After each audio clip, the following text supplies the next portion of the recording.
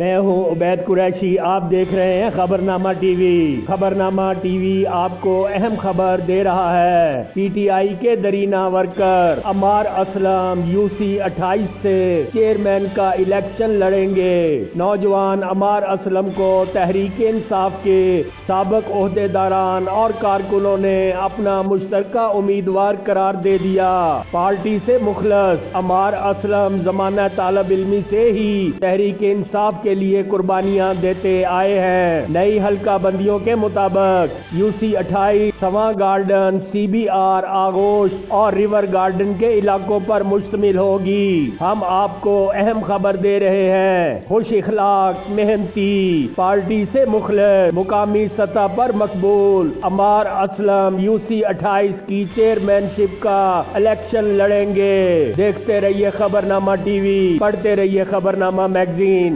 عکاسی راجہ ساجد، ہمارا channel subscribe کیجئے۔ شکریہ۔